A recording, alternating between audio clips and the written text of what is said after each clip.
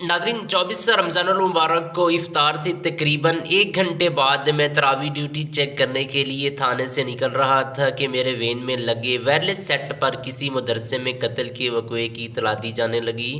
इतला सुनते वक्त मेरा जहन कहीं और था। जैसे ही सोफ्टी रोड का नाम आया मैं डर गया, क्योंकि ये इलाका मुल्तान में मेरे थाने की हदूद में वाक़ था।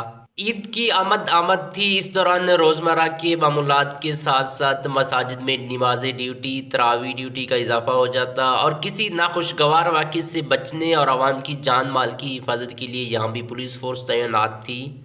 नाज़रीन, वीडियो स्टार्ट करने से पहले आपसे गुजारिश है कि अगर आप हमारे चैनल पर पहली मरतबा हैं तो हमारे चैनल को सब्सक्राइब कर दीजिएगा और कमेंट्स के अंदर आपने कीमती ख्यालात का इजहार ज़रूर करना है। नाज़रीन, उस दौरान अपने इलाके की हदूद में कत्ल की वारदात हो जाए तो आप समझ सकते हैं कि SHO पर क्या गुजरती होगी। इसलिए मैंने ड्राइवर को फौरी तौर पर जय वक़ू पर पहुँचने की हिदायत की थी। बजरिया वेन 5 मिनट की मसावत पर था, लिहाजा मैं बहुत जल्द जय वारदात पर पहुँच गया। एक नाया तमीर शुदा मदरसा था जिसके साथ मुलाका मस्जिद थी, जिसका दरवाज़ा अक्सर खुला रहता और नमाज के औकात में नमाजियों की आमद रफ्त जारी रहती। मैंने पूछा, ये मदरसा किसका है? चौकीदार ने बताया, हाजी अब्दुल गनी, जो कि ज़मींदार और खुदा तरस इंसान हैं। अहले इलाका उनको बहुत इज़्ज़त की निगाह से देखते हैं, उनकी किसी से कोई दुश्मनी नहीं है। नमाज अशा के बाद मैं मस्जिद का बैरूनी दरवाज़ा अंदर की तरफ से बंद कर देता हूँ ताकि रात को कोई चोर मस्जिद के पंखे या दीवार पर लगी घड़ियाँ ना उतार लें। आज हस्बे मामूल जब मैं मस्जिद का दरवाज़ा बंद करने के लिए आया तो अंदर बने गुस्ल खानों में से पानी की आवाज़ आ रही थी। मुझे लगा कि शायद कोई नमाजी वज़ू करते हुए गलती से पानी का नल बंद करना भूल गया है। मैंने जब उस गुस्ल खाने का दरवाज़ा खोलना चाहा तो वो अंदर से बंद था। मैंने बहुत आवाज़ें दी मगर अंदर से कोई आवाज़ बरामद ना हुई तो मैंने मदरसे के मुतवल्ली और कारी को बताया, जो फ़ौरन वहाँ पहुँच गए। 5 गुस्ल खाने साथ साथ बने हुए थे और उन सब की अंदरूनी दीवारें हवा और रोशनी की तरसील के लिए 3/4 उठाई गई थी। मैंने साथ वाले गुस्ल खाने में जाकर दीवार के ऊपर से उस मुतलका गुस्ल खाने में झांका तो मेरी चीख निकल गई। वहाँ एक 9-10 साला बच्चे की लाश खून में लथपथ पड़ी थी और वहाँ पानी का नल चल रहा था।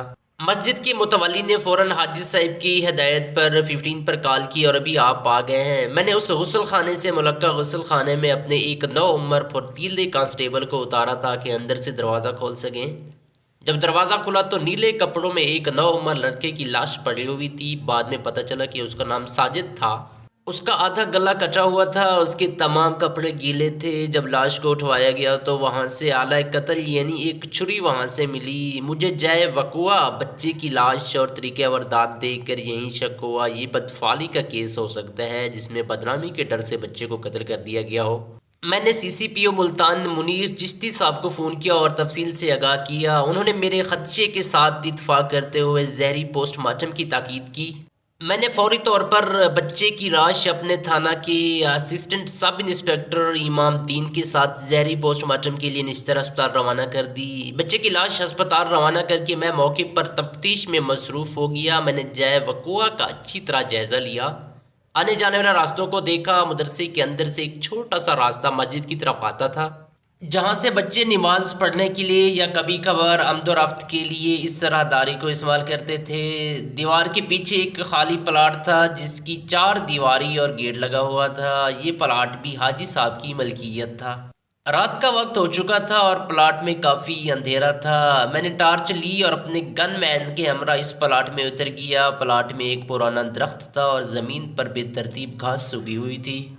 अचानक मेरे गनमैन की नज़र एक गीले कपड़े पर पड़ी। उसने मुझे आवाज़ दी। मैंने कपड़ा उठाया तो वो एक गीली कमीज़ थी जिसके बाजू खून आलूद थे। ये यकीनन उस कातिल की थी जिसने भागते हुए खून आलूद कमीज़ मस्जिद के अकब में खाली प्लाट में फेंक दी थी। मैंने कमीज़ उठाई, बाजू पर लगे खून के धब्बे खुश्क हो चुके थे। इतनी देर मुझे डॉक्टर ने कॉल की। डॉक्टर साहब ने बताया कि केस महज कत्ल का केस है। बच्चे के साथ ना बदफाली हुई है ना ही बदफाली की कोशिश हुई है, क्योंकि बच्चे की शलवार का आज़ारबंद मजबूती से कसा हुआ था। तहम आला कत्ल और कातिल की खून आलूद कमीज़ की मौके से बरामदगी मेरे हौसला बढ़ा रही थी कि मैं जल्द असल मुल्ज़मान तक पहुंच जाऊंगा। مقتول ساجد ایک یتیم بچہ تھا جس کی کفالت اس کا چچا کر رہا تھا، جو اپنی غربت کے باعث 1 سال قبل اسے مدرسے میں چھوڑ گیا تھا۔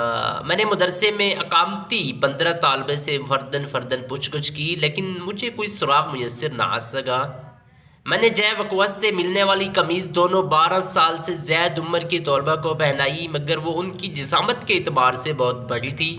مدرسے کے قاری کو جب قمیض پہنائی تو بظاہر لمبائی کے اعتبار سے پوری تھی، لیکن بازو نسبتاً چھوٹے تھے۔ صبح جب اس وقوعے کی خبر اخبارات میں چھپی تھی تو ہر طرف اس کے چرچے ہو گئے، حتیٰ کہ قومی اسمبلی میں بھی اس کی بات گشت پہنچ چکی تھی، وہاں بھی اس وقوعے کے حوالے سے سوال اٹھ گئے۔ ناظرین، اب میں نے حاجی عبدالغنی سے ملاقات کی اور انہیں ان کے دونوں بھتیجوں کو ساتھ تھانے لے جانے کی اجازت چاہی تاکہ ان سے زیادہ معلومات حاصل کر کے مقدمے کا جلد سے جلد سراغ لگایا جا سکے۔ ان دونوں لڑکوں حافظ حنان اور منان، جو کہ حاجی صاحب کے بھتیجے تھے۔